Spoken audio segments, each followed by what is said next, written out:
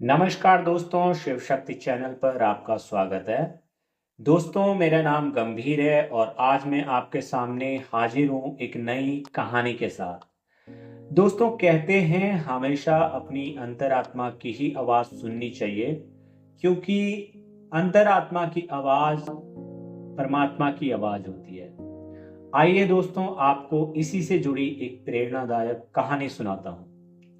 दोस्तों, सृष्टि का निर्माण करने के बाद इस सृष्टि के रचनाकार यानी विधाता एक बहुत बड़ी दुविधा में थे, क्योंकि इंसान के साथ जब भी कुछ बुरा होता था तो इंसान सृष्टि के रचनाकार को ही उसका दोषी मानता था।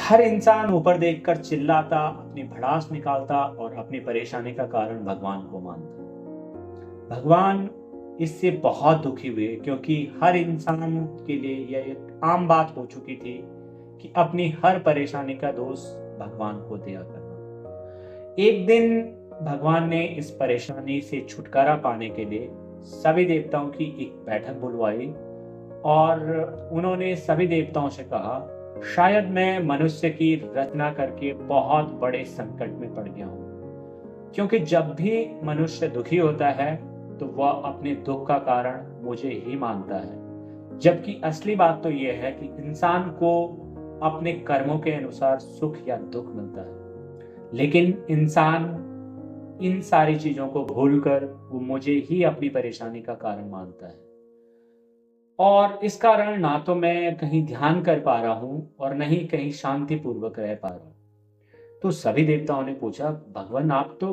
परम पिता हैं, सर्वेश्वर हैं, हम आपकी कैसे सहायता कर सकते हैं? तो भगवान ने कहा, देवताओं, आप सिर्फ मुझे कोई ऐसा स्थान बताइए जहां मानव नाम का यह प्राणी कभी न पहुंच सके। भगवान के इस प्रश्न को सुनकर सभी देवताओं ने अपना अपना मत रखा। किसी ने कहा, प्रभु आप हिमालय की चोटी में जाकर ध्यान कीजिए। किसी ने कहा, परमात्मा आप अंतरिक्ष में चले जाइए। किसी ने कहा, प्रभु आप समुद्र के अंदर छिप जाएं, वहां इंसान नहीं पहुंच पाएंगे और ना ही उनकी आवाज वहां तक पहुंच पाएगी। लेकिन भगवान इन सारी सलाहों से असंतुष्ट थे। परमात्मा को पता था कि ये सारी जगह इंसान पहुंच सकता है, तो भगवान ये सारी बातें सुन के और भी ज्यादा निराश हो गए।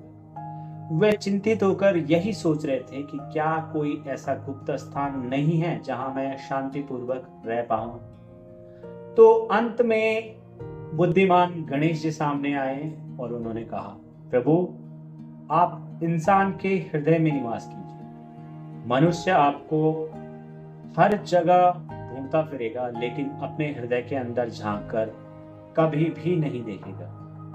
सृष्टिकर्ता को गणेश जी की बात समझ आ गई।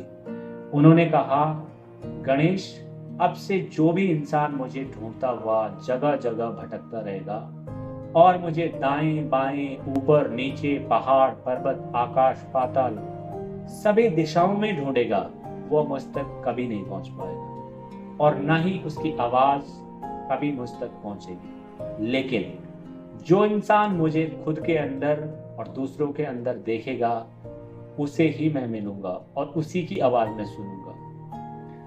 ऐसा कहकर परमपिता परमेश्वर मनुष्य के हृदय में जाकर बैठ गए और वहीं पर निवास करने लगे। दोस्तों, इंसान आज भी उन्हें अपनी अंतरात्मा में खोजने की बजाय अन्य जगह ढूंढते मारे मारे फिर रहे।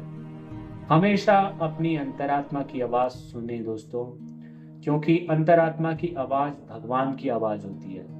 इसी के साथ यह कहानी खत्म होती है। जल्दी मिलते हैं एक नई कहानी के साथ। दोस्तों, आपसे गुजारिश करूंगा कि इस वीडियो को लाइक कीजिए, चैनल को सब्सक्राइब कीजिए और बेल आइकन का बटन भी दबाएं, ताकि आपको हमारी आने वाली वीडियो की सारी नोटिफिकेशन मिलते रहे। धन्यवाद दोस्तों।